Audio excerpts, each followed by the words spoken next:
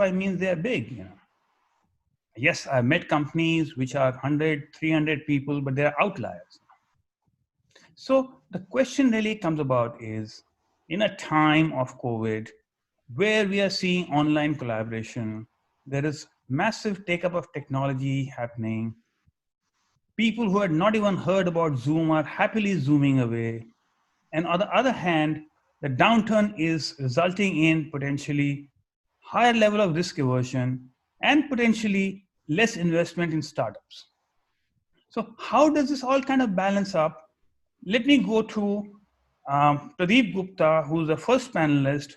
And before asking him to respond, we've got a great group of panelists over here from the VC and angel grouping, as well as leaders from intellectual property rights to talk through today. We have Pradeep Gupta, who is the co-founder of Indian Angel Network, as well as chairman of Cyber Media Premier Media Group in India. We have Vikram Gupta, who is co-founder and CEO of a VC company called IYCAP. From a professional in Canada, he has now become an investment banker, so as to say, in India. The third person we have is Pranjal, who is again a CFO and principal of Bertelsmann, a German venture capital company. And last but not the least, we have Pulkit, who is a lawyer and a specialist in intellectual property rights.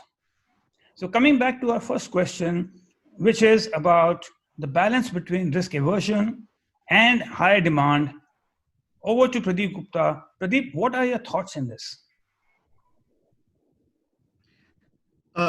So thank you very much, Pradeep. The same name. What has happened is that there was always a mental block against adoption of technology. But thanks to COVID, those mental blocks have gone. There were enough arguments saying that people cannot work from home; they have to come to the office and so on. Physical presence is a must, and come the crisis, come the lockdown, and within 48 hours, all our companies were working from home, and all sort of processes had been set up, and therefore, I think this is actually producing an opportunity as far as technology is concerned, because the old paradigms will be replaced by new paradigms.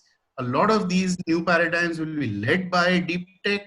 And I think this is the time when people should be focusing in deep tech areas that will affect business.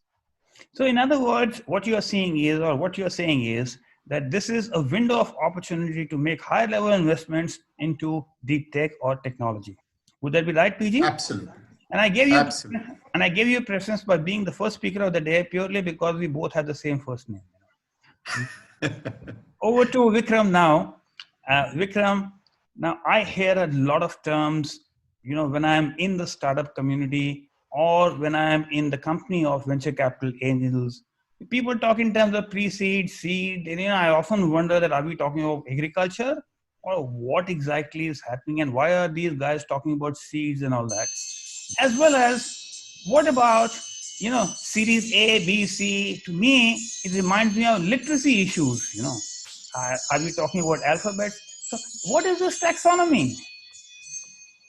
Yeah, it's quite interesting. A startup is just like a plant, right? I mean, you have to first put a seed and then it starts growing and then it becomes a tree, right? So it's a very similar terminology which is used in the investing world as well. The seed is the time when you just kind of plant the idea and you have a very basic starting point, and that is the time when you just have a problem that you want to solve. You're very passionate about solving the problem. At that stage, your immediate capital comes from the people around you. It could be, as they call it, 3 Fs: friends, family, and fools. And typically the third F is, historically has been more unorganized set of angels who actually were investing without any organized angel networks. But very recently, over the last, I would say 10 years, there are very, very well organized angel networks, and PG here has been founder of one of the most organized angel networks in India, which actually look at very early stage investment opportunities. And of course, from the seed stage, you go to pre-series A these days.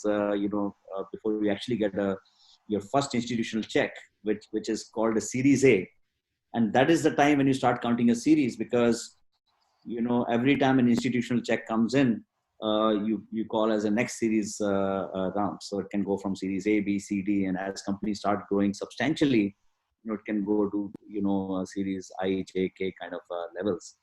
And that's basically just the kind of how the language goes. But of course, venture capital play typically happens at mostly pre-series A, going up to series B, series C, and typically you'll see private equity terminology being used from series C onwards, where people put in larger checks. At that stage, they start expecting profitability, and they start planning the company towards maybe an IPO kind of a stage. So these are the kind of stages of a business that I like the analogy of the plant that you gave, you see, and kind of it makes sense, that just like planting a seed.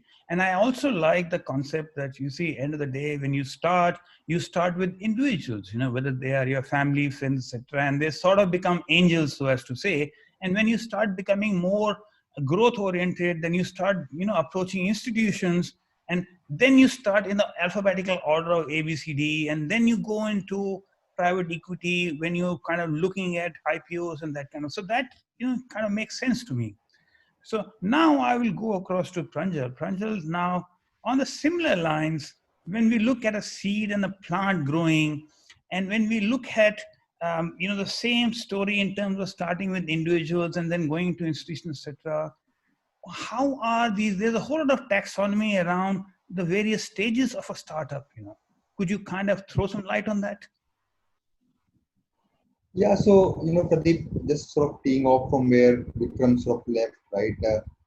We usually come in as Series B, C, and as Vikram was saying, that the institutionalization of capital starts to happen from actually Series A. In fact, now it's started to happen even from Angel, given that there are networks here. So I think the job of the venture capital, right, if I were to zoom out, is primarily to nurture the quote unquote plant in a manner where it sort of starts to sprout flowers, and hence the profitability starts to happen, right? So our role as venture capital is actually to navigate the path of the company from where it is, say maybe zero, to taking it to a certain scale and certain profitability. And that's when the private equity guy comes in and says, okay, now you're profitable. Now I understand, because their language is profitability driven. Our language is growth and unit economics driven. And hence, if we see a company which is growing and has positive unit economics, we put the money in, but then we take it to a profitability level. And then, of course, the private equity guys come. I love this, because what it shows is that, yes, first is a survival mode, then is a growth mode, and then is the profitability mode. And also, I suppose the issue that what you are trying to highlight is that, man, are you really trying to find roses, or are you going to get stuck with the thorns? So that's the kind of an analogy which looks like to me. So is your company a PE or is it a VC? So we are, so let me take a step back, right? I mean, see, now the entire investing world has become very, very segmented and, niche oriented. So now you have dedicated venture capital and private equity pools focusing on certain stages. We focus on the B and C stage. So, we come in a little later. Our job is then to ensure that the company becomes profitable, and then we hand it over to the PE guys and then take them over. So we are focusing more on B and C. Yeah. Got it. Now, let me go over to the intellectual property side, because what I find is that most of the startups at the moment, especially when they're in the early phases, which we defined as a survival phase, are so caught up in surviving that they neither do have the time, money, resources to look at intellectual property right. And I suppose the critical aspect over here is that may be the first stage that they need to think deeply about what kind of intellectual property rights they need to be kind of protecting. But here again, the question of taxonomy comes in. Then I hear about, patents, trademarks, and, I don't know how many things, and I get totally confused, So Pulkit, can you throw some light on that? Sure, Mr. Khanna. I think it's a very important question to understand what we are protecting before we are protecting anything. So I'll start with the patents, the most talked about term in startup phase. So patents cover invention, technologies, products, or processes that are novel, inventive, and useful. So if you want to protect the technology that you have developed and you want to stop everyone else from using it because you have developed it, you are talking about protecting it through patents. Then the trademarks are symbol, word, sign, image, sound, or smell that identifies the source of origin of goods and services. Basically, your brand name and brand image. So a symbol can be your trademark, or it could be a sound. You know, if we listen to a particular sound, we know that a window PC is starting, or it's an Intel ad. So if we are looking to protect our brand names, it's trademark. Then the copyright comes and protects any literary, artistic, or dramatic word. If you've clicked a picture, it's copyright, or if you've written a code, it could be copyrighted. Then another important IP is design, which protects the visual appearance of the product. In some cases, graphical user interfaces can also be protected. The most famous case that I remember from it was Samsung versus Apple that started with the design patent wars regarding the cornered edges of the phone. Then last but not the least, the trade secrets. It's the undisclosed confidential information that is of some value. It is regulated in the US, but in some jurisdictions it's protected by NDAs or contracts. The most common example is the Coca-Cola recipe that we know that it exists, but a very few people know about it and it doesn't go out of the Coca-Cola company. Now, if we remember the ZeniMax versus Oculus case, which is very famous in the XR community, it was a multi-million-dollar lawsuit just based on trade secret and one NDA that was signed between ZeniMax and Oculus, leading to $250 million of damages. So these are the types of IPs that one could protect during different stages. Okay, so let me make sure that I have signed the NDA, because when I become big and famous, then you guys might come after me and kind of take my share of my intellectual property right. But anyway, moving on to PG now. PG, we have talked about generally as to the startup ecosystem and about VC angel funding and intellectual property right. Now, I want to delve deeper into the immersive technologies. What are you seeing in regard to angel funding in VR, AR kind of technologies?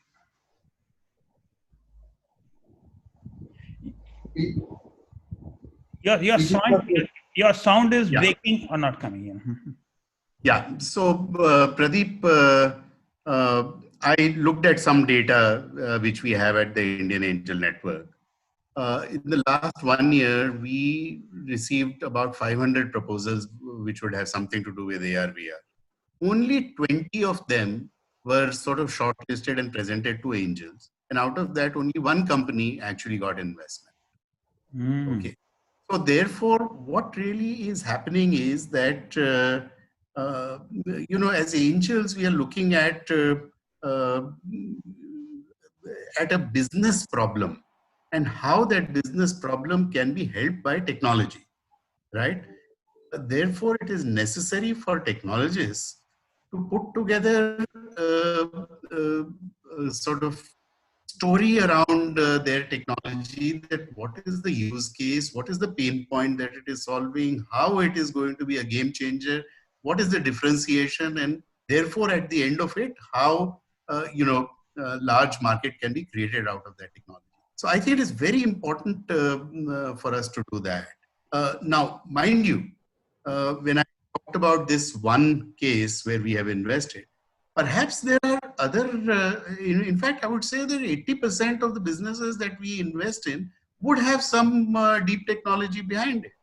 Okay. So maybe it also gets categorized differently, that it categorized not under the bucket of, hey, this is an AR/VR investment. It may be a real estate investment. So we should be careful about, how exactly these numbers play out. So the key message that I can take away from here is, number one, focus on the business problem rather than on the technology side. That's number one. Number two is that statistics can often be misleading at the best of times, and we always need to take a deeper dive to better understand whatever we are trying to interpret from the data. Now, you see, angels typically invest in the early stages of any venture. Now, that particular time, the idea is possibly just in the stage of getting well defined. So, is it that many times you take bets on people rather than what exactly is the idea because there's not much information available at that stage? Yeah, so absolutely, people is the number one bet that we take. The other thing is also the domain in which people are working. For example, post-COVID era, what you will find is that there will be a huge amount of technology that will start getting deployed in, let's say, healthcare.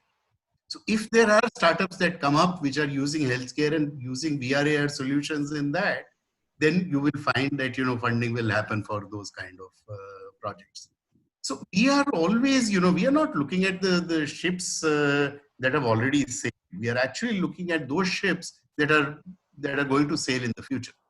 Okay, thank you very much. Now going over to Vikram. Vikram, the same question for you, that in the VC landscape, how common or what percentage are you seeing of VR/AR cases, whether they are appearing as either under a sector or under a deep tech by itself? Yeah, as PG pointed out, I think some of these companies may come as a healthcare opportunity or an ed tech opportunity or an interior design kind of an opportunity. But when you look at look deeper, you will realize that they're actually presenting an AR/VR technology or application of an AR/VR technology in that sector.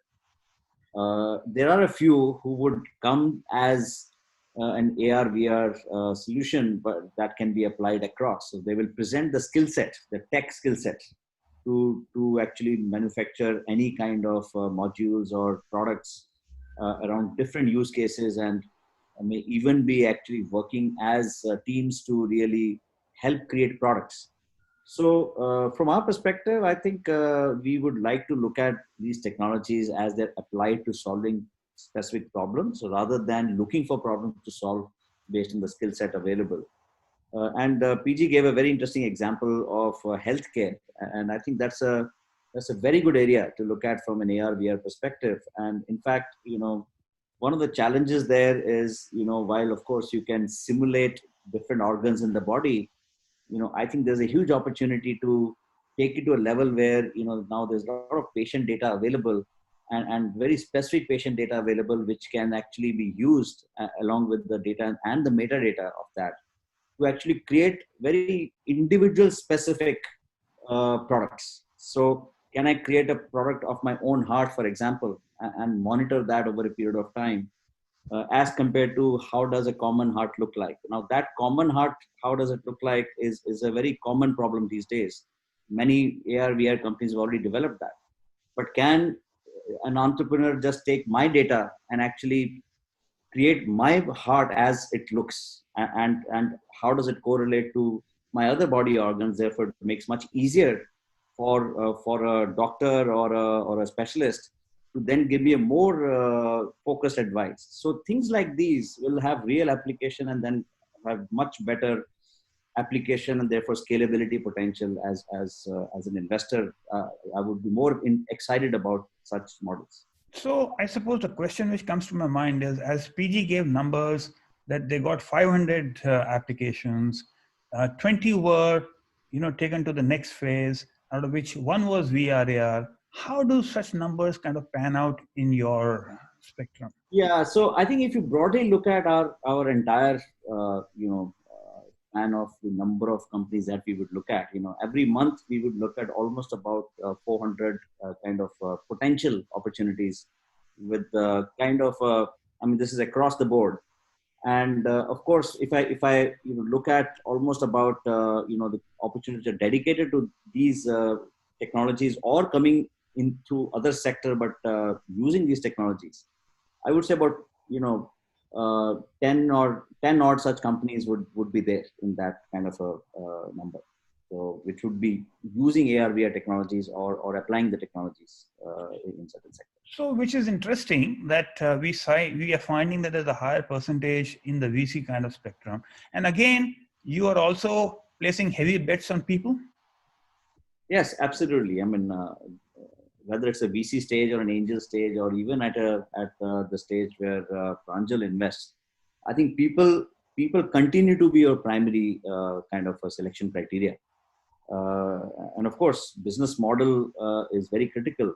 But the call we take is that even if the business model is not perfect, if the people are right, they'll figure it out, Okay. and things change over time.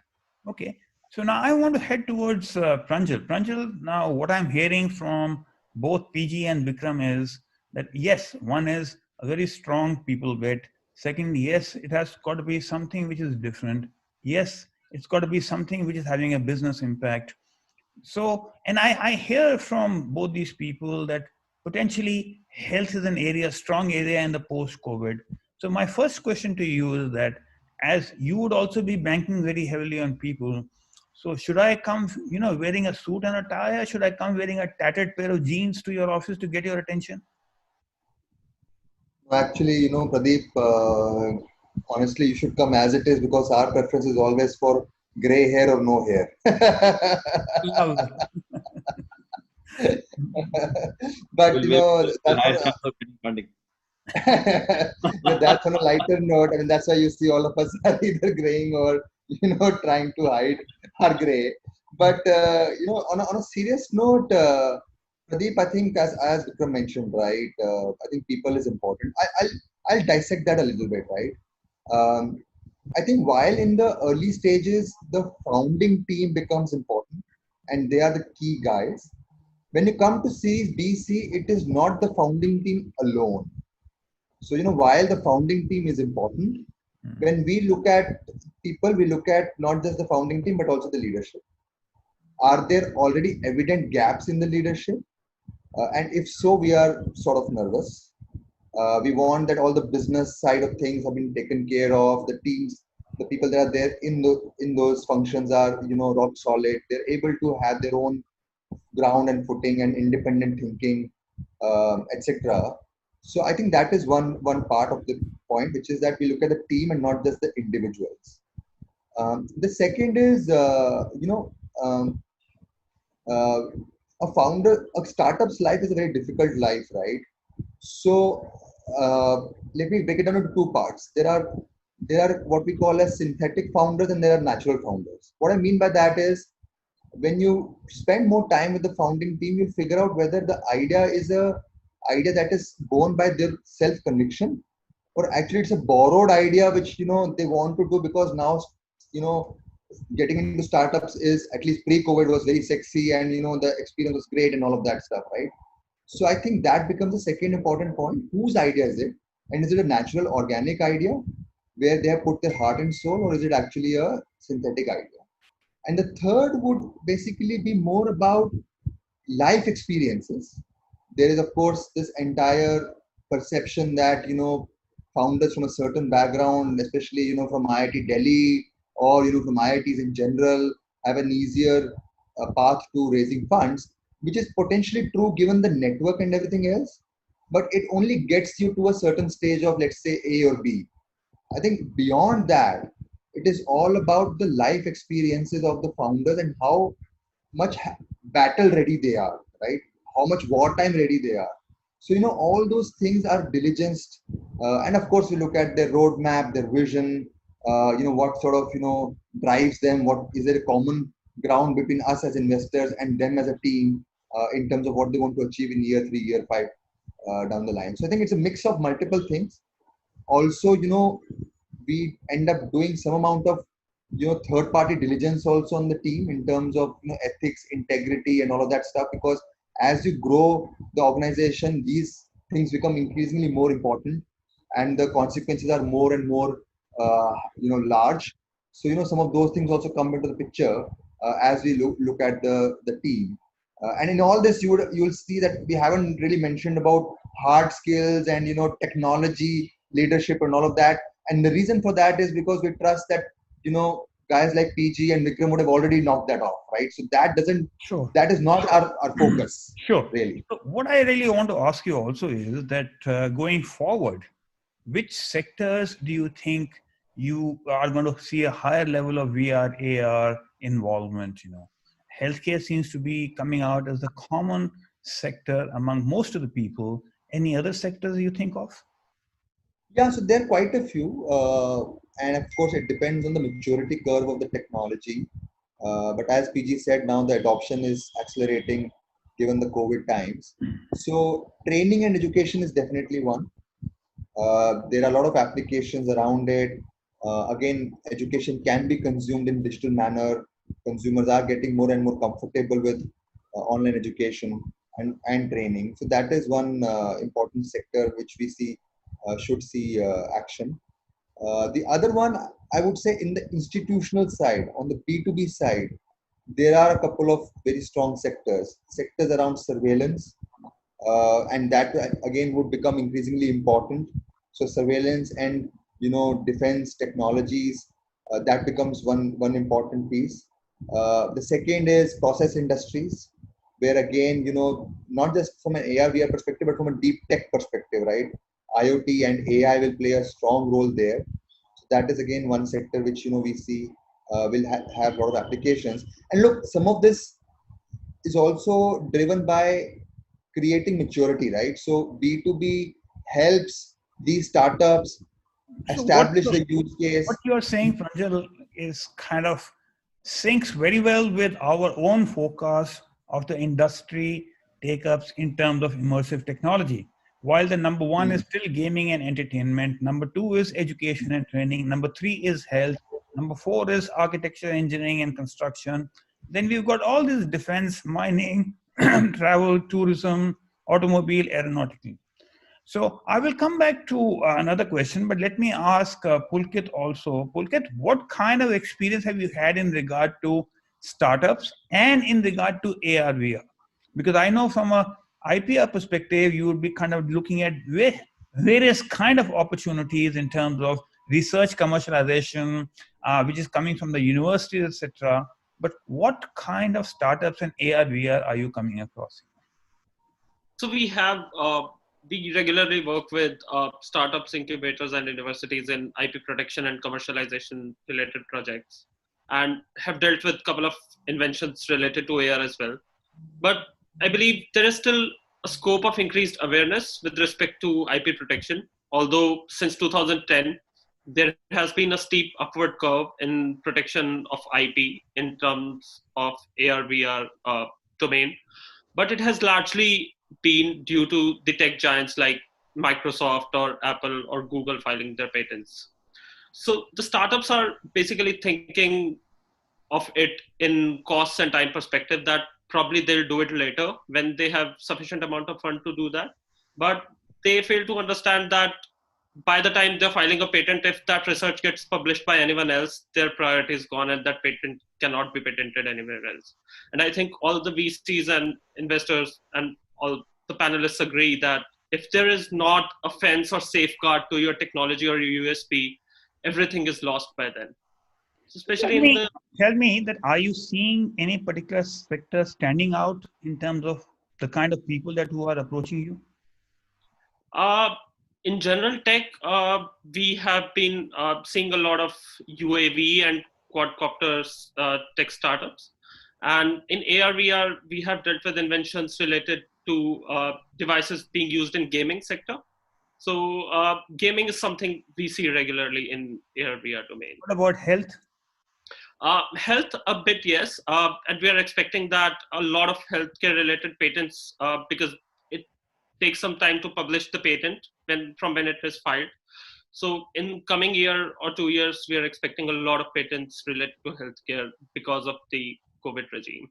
Okay, so I'm reminded of a time in 1999 when we were just about to approach Y2K. The demand for IT professionals was so high that if you just said the word IT, you could get a job which is getting you $100 per hour or something like that. So are we coming into the arena that if I just say health, that all these VCs, angels will start kind of dumping money onto me, guys, what are your comments? And then I can easily take that money and go to Pulkit and get my whatever, at least start the process, even if I don't have anything, to start the process of saving my intellectual property, right? Quick 1 second uptake, that will you guys kind of, anyway, I will talk to you possibly after the event, because then we have a better environment to discuss the investment opportunities. So yeah, but in terms of the areas, Pradeep, I think what has happened in the past is no benchmark of what is going to happen in the future. Fabulous. Way businesses are re-looking the core business that they are in, manufacturing, is really now looking at deep tech, look at tourism. They have to adopt to VR, AR in a big way, because the future of tourism is going to be different. So I think, let's not judge the past and decide on what direction the deep tech will go in. There is going to be huge opportunities getting created. So I was reminded of my portfolio management class when I was doing my MBA. Very clear statement over there. The past performance is no indication of future performance. So coming back to that, in summary, thank you all very much for the lovely perspectives. In summary, what I really kind of take away over here is that number one, it's about people and the teams of people. Number two, it is about the business value proposition. Number three, it is about unique value proposition that we are talking about. Number four, if 1, 2, and 3 are there, then money is not an issue. And I think this is great news, because I meet thousands and thousands of companies all over the world, and I ask them, that what are your challenges? Is it market access? Is it, capital access? Or is it, delivery, kind of. And very often I come across this term about, people saying, oh, I can't get money, I don't have money and all that for scaling up. But I would like to get you more involved into the huge global ecosystem that we are building, because I think it'll be mutually beneficial. Because at one hand, you guys are looking for a good opportunity to invest, and at the same time, we are trying to identify the jewels, who can leverage this kind of an opportunity. So thank you very much. And let's move across for Q&A with the audience.